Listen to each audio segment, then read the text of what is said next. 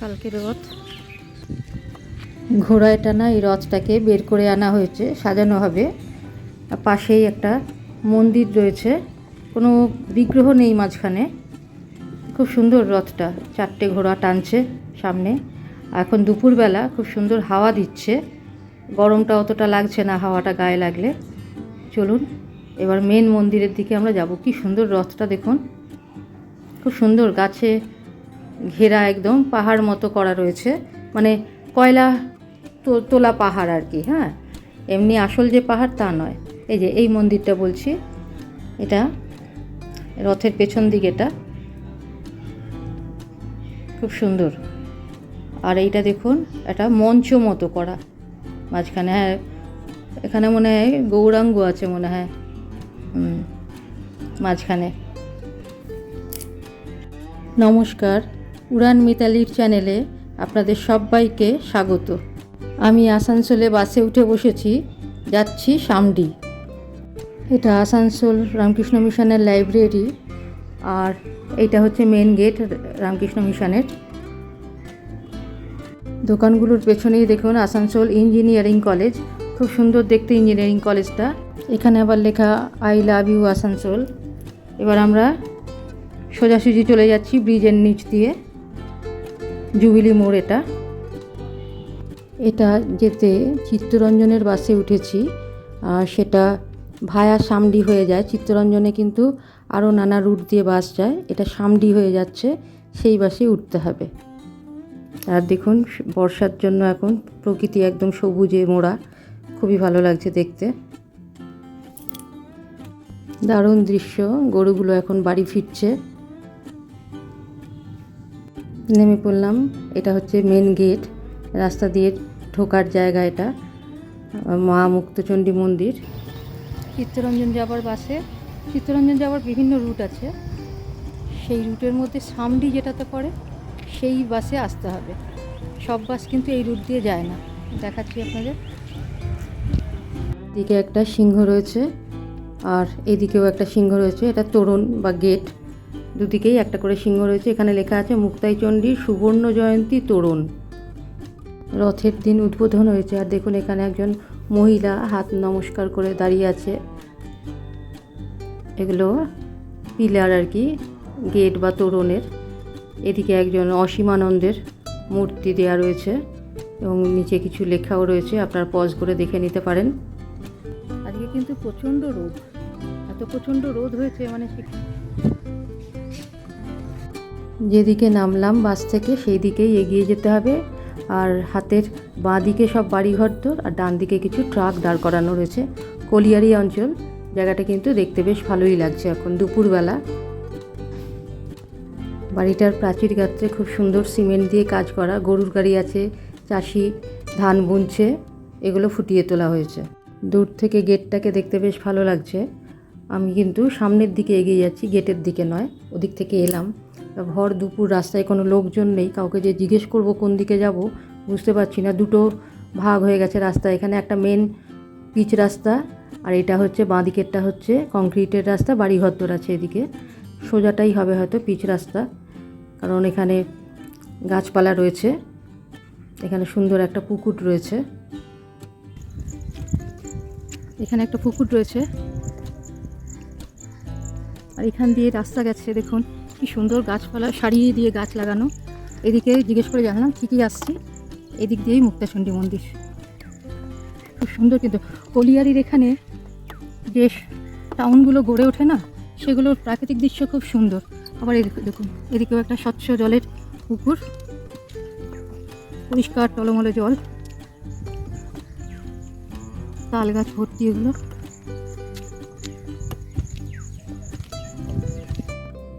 এখানেও দুদিকে রাস্তা আছে, তো লোককে জিজ্ঞেস করে করে যেতে হচ্ছে, কোথাও একটু অপেক্ষা করতে হচ্ছে কোনো মানুষকে দেখা যায় কি না। এই যে বসে আছে, একে জিজ্ঞেস করছি, জিজ্ঞেস করে ঠিক জায়গাতেই এসেছি। প্রচণ্ড রোদ তো, এই বাঁ দিকে যে বটগাছটা আছে তার নিচে একটু দাঁড়াচ্ছি। দারুণ হাওয়া দিচ্ছে, ঠান্ডা হাওয়া, আর পরিবেশটাও ভীষণ সুন্দর। এসে গেছি, সামনেই দেখা যাচ্ছে মন্দির। আর কাউকে জিজ্ঞেস করার দরকার নেই। গাছটাও বেশ ভালো লাগছে, একটু রেস্ট নিয়ে নিচ্ছি এখানে। কি আরাম লাগছে এখানে, খুবই আরাম লাগছে। গাছের তলায় বাঁকতে হাওয়া দিচ্ছে। কালো সব কলিয়ারি পাহাড় মতো হয়ে আছে, বুঝতে পারছেন কিনা জানি না। দেখুন কয়লা তোলাগুলো, এইসব জায়গায় এলে এরকমই হয় আর কি, মানে কয়লার স্তূপ। বুঝতে পারছেন আশা করি। এই যে পাহাড়, চলুন এগিয়ে যাই। এসে গেছি মন্দিরের সামনে, বিশাল প্রান্তর। এই মেঠো রাস্তা দিয়েই ঢুকছি। কালকে রথ, তাই রথটাকে বের করে রাখা হয়েছে। খুব সুন্দর রথটা, 4টে ঘোড়ায় টানছে রথ। পাশে একটা মন্দির মতো, কিন্তু এটা হয়তো উপাসনা স্থল হবে। ভেতরে কোনো মূর্তি নেই। রথের সাইড দিয়ে যাচ্ছি, দেখুন খুব সুন্দর রথটা দেখতে। সাইড দিয়ে যাচ্ছি, পুরো রথটা দেখালাম। আর এইটা হচ্ছে আসল মন্দির প্রান্তর, মুক্তচণ্ডী মন্দির। এখানে উপরে উঠতে হবে। আর এই দেখুন পাশে, রথের পাশের এই যে রথের এটা পেছন দিক, পেছন দিকটাও খুব সুন্দর। আর পাশের এটা একটা মঞ্চ মতো, উপাসনা মঞ্চ হয়তো। মাঝখানে যে পিলার, তার সাথে ওপরে কিন্তু গৌরাঙ্গের মূর্তি আছে। এই হচ্ছে মন্দির। চূড়াটা অনেক উপরে, কিন্তু মন্দির খুব একটা উঁচুতে নয়, কয়েকটা সিঁড়ি গেলেই মন্দির। আর এখানে মহাপ্রভু মন্দির লেখা রয়েছে। এটা পাশে আরও কিছু ছোট ছোট মন্দির রয়েছে। বিশাল এলাকা নিয়ে মন্দিরটা প্রতিষ্ঠা হয়েছে। নন্দী ভৃঙ্গি মা মুক্তাই চণ্ডী শক্তিপীঠ লেখা আছে উপরে। খুব সুন্দর জায়গাটা।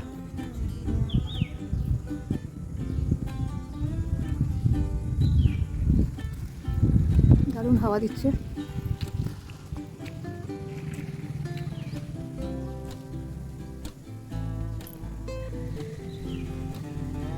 আপনারা আসবেন, আমি বলে দিচ্ছি কিভাবে এলাম।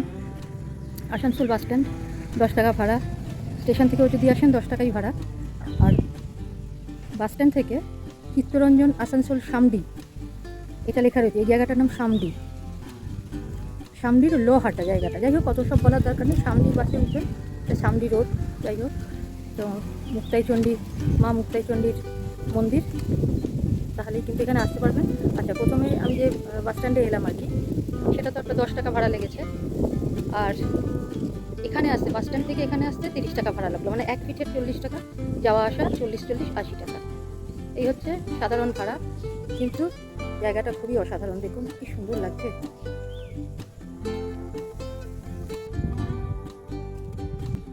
এখানে নিচে লেখা রয়েছে সৌজন্য আমরা কজন, লোহাট মুকুটি, শ্মশান কালী পূজা কমিটি, লোহাট, সামডি, পশ্চিম বর্ধমান। এই হচ্ছে মন্দিরের ভেতরে জগন্নাথ, বলরাম, সুভদ্রা। এটাই মনে হয় কালকে রথে চড়ানো হবে। আর একদিকে হচ্ছে রাধাকৃষ্ণ, আর একদিকে হচ্ছে গৌর নিতাই। সম্পূর্ণ মন্দিরটা হচ্ছে এইটা জগন্নাথ মন্দির। লেখা আছে শ্রী শ্রী অসীমানন্দ সরস্বতী আবির্ভাব 3রা ফাল্গুন 1310, তিরোভাব 28শে শ্রাবণ 1375। মা মুক্তাইচণ্ডীর মন্দিরে উঠতে হাতের ডান দিকে ইনি, আর বাঁ দিকে যেটা দেখালাম জগন্নাথ মন্দির। মাঝখান দিয়ে সিঁড়ি উঠে গেছে। মেন সিঁড়ির ডান দিকে এটা আর একটা সিঁড়ি উপরে উঠে গেছে। আর এখানে একটা মূর্তি বসানো আছে। এই দেখুন, এই আর একটা সিঁড়ি উঠে গেছে। আর এখানে একটা মূর্তি বসানো আছে। কিসের মূর্তি দেখছি? এই মূর্তিটা শ্রী শ্রী বাসুভানন্দ সরস্বতী, শ্রী শ্রী মা মুক্তাইচণ্ডী আনন্দ মেলার প্রতিষ্ঠাতা। আবির্ভাব 11ই চৈত্র 1333 সাল, আর তিরোধান 11ই বৈশাখ 1418 সাল। এই হচ্ছে। আর এদিকটা হচ্ছে, এখানে হচ্ছে মুক্তাইচণ্ডী আনন্দ মেলা সমিতি। এটা মুক্তাঙ্গন সাংস্কৃতিক ভবন। অনেকটা জায়গা নিয়ে এই মন্দিরের এলাকাটা গড়ে উঠেছে, বিশাল এলাকা। নিচে এইভাবে দুটো হরিণ দিয়ে সাজানো রয়েছে। মন্দিরে মায়ের নিত্য পুজো সকাল 9:30 থেকে দুপুর 1টা, সন্ধ্যারতি 6:30। জানি না এখন ঠাকুর দেখতে পাবো কিনা। চলুন আস্তে আস্তে উপরে উঠছি। গাছের ছায়া দিয়ে এমন রোদ আসছে, সূর্যের কিরণ দেখা যাচ্ছে না ভালো মতো উপরটা। সিঁড়ি খুবই চওড়া, দুদিকে গাছ লাগানো রয়েছে, মেঝেতেও কিন্তু সুন্দর করে রং করা রয়েছে ডিজাইন করে। দুদিকে দুটো ময়ূরের মডেল রয়েছে, গাছের ওপরে ময়ূর বসে আছে। এদিকে এই ময়ূর, আর এদিকেও একটা এই যে ময়ূর বসে রয়েছে। আর গাছের ডালের সামনের দিকে একটা টিয়া পাখিও রয়েছে, দেখতে বেশ ভালোই লাগছে।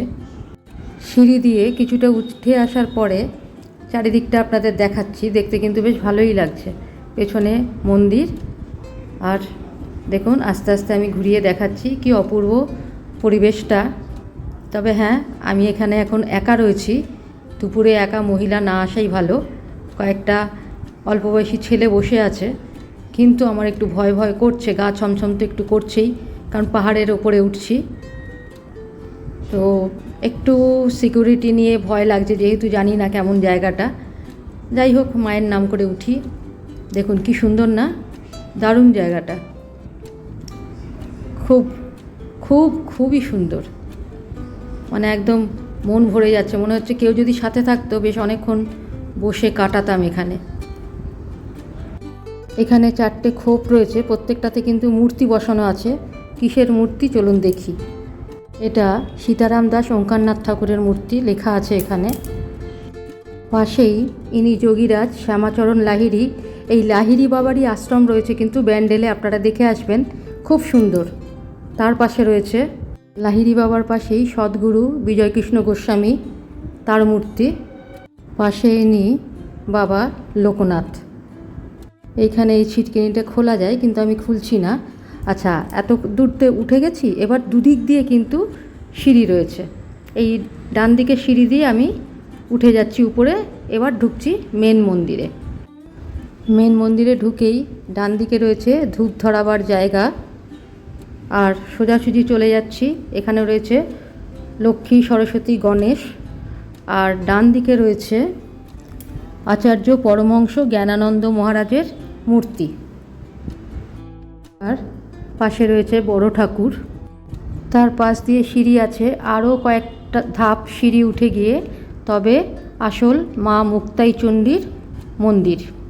এটা বন্ধ রয়েছে, চেষ্টা করছি তাও দেখানোর। এই হচ্ছে মা মুক্তাই চণ্ডী, দেখানোর চেষ্টা করছি মা মুক্তাই চণ্ডীর মূর্তি। এটাই হচ্ছে আসল বিগ্রহ।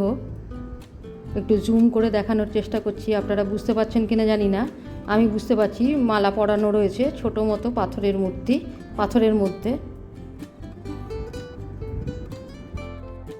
দেখুন আপনারা বুঝতে পারছেন কি না, অনেকক্ষণ ধরেই এটা ছবি মতো করে আপনাদের দেখাবার চেষ্টা করছি। দেয়াল গাত্রে টাইলসের মাধ্যমে একটি মূর্তি ফুটিয়ে তোলা হয়েছে। এই হচ্ছে ভেতরটা। আমার সৌভাগ্য যে আমি কিন্তু মন্দির বন্ধ থাকা সত্ত্বেও পুরো ঠাকুর দেখতে পেলাম আর কি, আপনাদেরও দেখাতে পারলাম। শিব মন্দির এই সাইডটা দেখুন কত সিঁড়ি রয়েছে। হ্যাঁ, আবার এইখান দিয়ে নামতে হচ্ছে, নেমে শিব মন্দিরটা দেখা যাচ্ছে। সামনের দিক এটা এগিয়ে যাওয়া, সামনেও কিন্তু ধূপ ধরাবার জায়গা রয়েছে। ডান দিকে দেখুন পরপর দুটো পিলার, একটা পিলারের ওপরে রয়েছে সোনালী কালারের পিলারের ওপর হাতির মুখ বসানো। বাঁ দিকে রয়েছে বিবেকানন্দ আর গৌরাঙ্গ মহাপ্রভু। এটা হচ্ছে উপরে সিলিং। আচ্ছা, এটা হচ্ছে নিত্যানন্দ, ডান দিকে এটা নিত্যানন্দ মহাপ্রভু, আর পাশে এখানেও হাতির মুখ, ভালো করে এটা বোঝা যাচ্ছে। এটা বামাখাপা। মন্দিরে ওঠার বাঁ দিকের সিঁড়ি দিয়ে এখানে আসা যায়। এখানে আছে একটা শিবলিঙ্গ, এই হচ্ছে শিবলিঙ্গ। আসলে যেহেতু গ্রিলগুলো সব তালা দেওয়া রয়েছে, ভালো করে দেখানো যাচ্ছে না, চেষ্টা করছি তাও। এই হচ্ছে শিবলিঙ্গ, আশা করি আপনারা বুঝতে পারছেন। এই পিলারটায় সামনের দিকে রয়েছে একজন মহিলা শাঁখ বাজাচ্ছে, আর এদিকে রয়েছে মা শারদা। এই হচ্ছে আসল মন্দিরটা, আপনাদের দেখিয়েছি। আসলে সোজা নিচ থেকে সোজা উপরে ওঠার পরে যে 4টে মূর্তি দেখালাম সেইখান থেকে দুদিকে কিন্তু তার একটু নিচ থেকে দুদিকে কিন্তু সিঁড়ি ভাগ হয়ে গেছে, মানে একদিকে লেখা আছে জেন্টস, একদিকে লেডিস, এইরকমভাবেই ব্যবস্থা আর কি।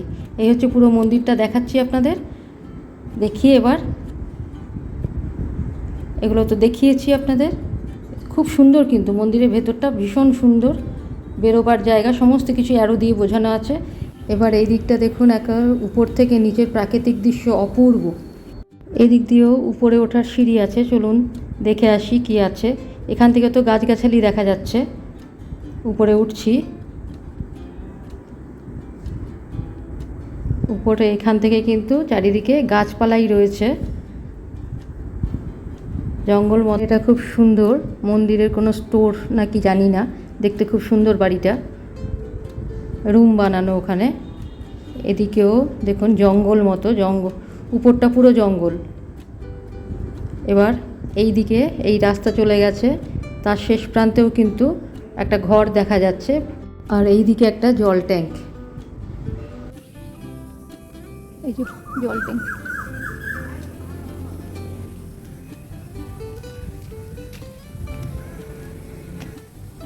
পুরো জঙ্গল, গভীর জঙ্গল এখানে।